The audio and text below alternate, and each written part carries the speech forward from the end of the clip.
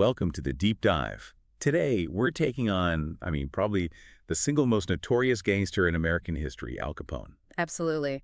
And our mission today is really to cut through the caricature. Right, the fedora, the cigar, the whole movie gangster image. Exactly. We're moving past the myth to look at him more like a CEO of a massive criminal corporation. The sources really get into the complexity of his Chicago empire. And his roots, which surprisingly weren't in Chicago at all. Not even close. We've got a great mix of sources here, some that cover his entire reign, others that drill down into the specifics of his business, and some really fascinating personal anecdotes from his youth. So if you really want to understand him, our mission is pretty straightforward. We're going to figure out how a school dropout from Brooklyn becomes public enemy number one. And then explore the huge irony of how that entire billion-dollar empire just collapsed. It's an incredible story. Okay, so let's start right there with the part most people get wrong. Brooklyn. You think Capone, you think Chicago. 100%. But he was a New Yorker, born and bred, Navy Yard section of Brooklyn, January 17th, 1899. And his family background, it wasn't some kind of, criminal dynasty or anything? No, not in the slightest. His parents were Italian immigrants. His dad was a barber. His mom was a seamstress. Pretty conventional for the time. I read that his nickname around the neighborhood was just the Fat Boy. Yeah, which is just so hard to square with the man he became, right? It really is. And the sources also point to this really clear turning point in his childhood. He was actually a good student for a while. He was, up until about the 6th grade. And then, everything just fell apart. His attendance dropped off a cliff. And then there was that one specific incident at school. Right. The story goes, he got into it with a teacher. She hit him, which wasn't uncommon then, but he hit her back. Wow. And when the principal hit him for it, that was it. He just walked out and never went back to school. That's such a defining moment. It's like he's drawing a line in the sand against all authority. From that point on, yeah. And speaking of confrontations, we have to talk about how he got the name he hated his entire life.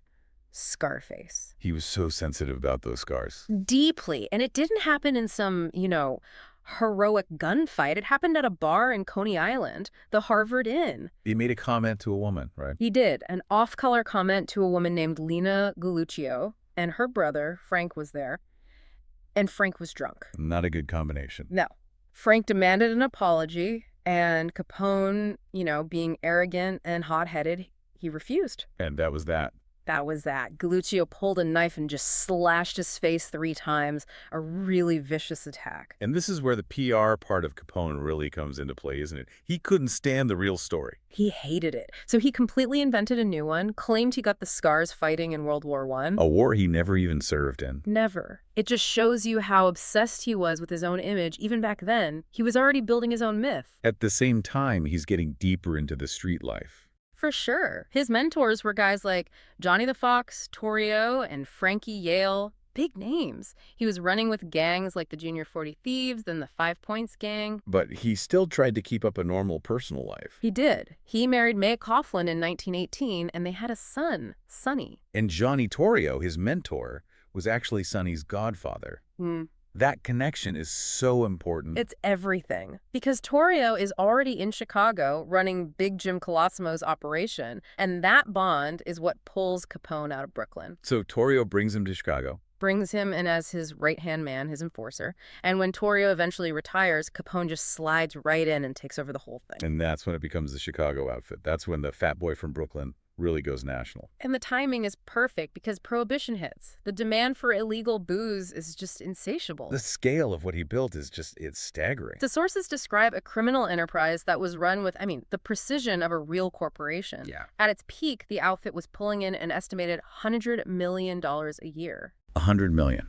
In 1920s money, what would that even be today? If you adjust for inflation, you're looking at more than $1.5 billion. Annually. 1.5 billion. That's not a gang. That's a Fortune 500 company. Pretty much. And it's not just from bootlegging either. That was the core, but their portfolio was very diversified. What else were they into? Oh, massive gambling operations, Yeah. Racketeering across dozens of industries, and the sources say they controlled nearly 200 brothels across the city. 200. The logistics of that alone are insane. It required a level of organization that honestly rivaled any legitimate business of the time. And you can't run an operation that big without protection. That brings us to the politics of it all. The sources say he had an absolute chokehold on the city. He had to. That $1.5 billion business needed institutional protection. We're not talking about bribing a few beat cops. They systematically bought the city's aldermen. They owned the political machine. They were influencing elections. Absolutely. With cash, with intimidation, with violence, wherever it took to make sure their guys won, it was just a cost of doing business for them. But all that money and power must have attracted rivals.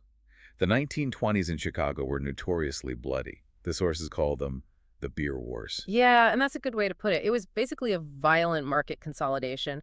They were fighting over territory, over distribution, over every single dollar. And hundreds of gangsters died. Hundreds. Gangs like Bugs Moran's North Side Gang were always trying to muscle in. But under Capone, the outfit just crushed them all. He was just more ruthless. He was, and that ruthlessness is what makes him so fascinating, because he's this incredible contradiction. Right, you have this guy organizing mass violence, but he's also trying to project this image of a savvy, legitimate businessman. He cultivated it. He actively courted the press. He wanted to be seen as a respectable figure. And during the Great Depression, he took it to another level, the soup kitchens.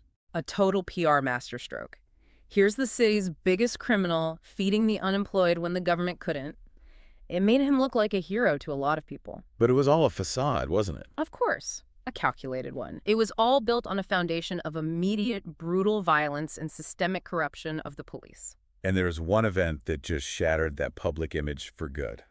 The St. Valentine's Day Massacre. That was the moment everything changed. February 14th, 1929. It was the absolute peak of the beer wars. And it was designed to do one thing: wipe out Bugs Moran's leadership. Exactly. They lined up 7 of Moran's guys in a garage on Clark Street and just executed them. It seems so reckless, though. He was so careful about his image, about avoiding murder charges.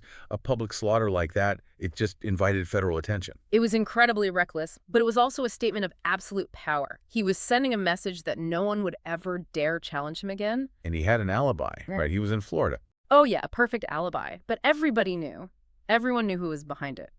And that level of public violence, well, it was something the federal government just couldn't ignore anymore. And that garage. The source mentions what's there now. It's just a parking lot now. Yeah. Next to a senior living center. The contrast is really something. It is.